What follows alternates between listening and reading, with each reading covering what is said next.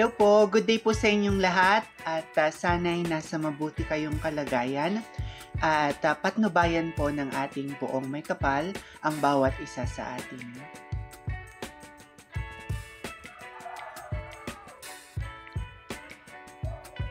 Adrian Joseph Odrey Arias, who recently resigned from his title as Misters of Philippines Tourism and Culture Universe 2023, is now making headlines again with his return as an aspiring candidate.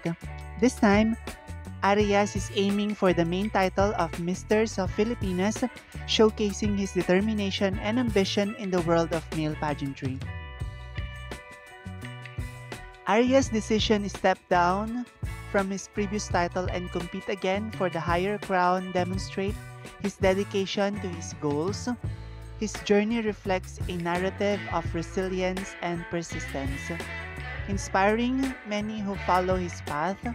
Returning to the competition after already holding a title is a bold move, indicating his confidence in his abilities and his desire to achieve even greater heights.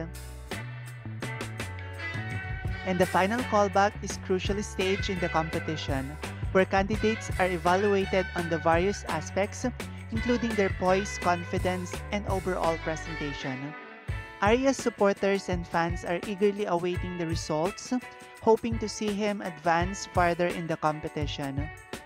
His previous experience as a title holder will undoubtedly give him an edge, providing him with valuable insights and skills to navigate the challenging rounds. As Arias' comeback is a testament to his unwavering spirit and passion for pageantry. His journey marks by highs and lows serve as an inspiration to aspiring contestants, reminding them that perseverance and dedications are key to achieving their dreams. As he competes for the main title of Misters of Philippines, everyone wishes Dre the best of luck in today's final callback, hoping to see him succeed and take his place among the distinguished winners of the prestigious pageant.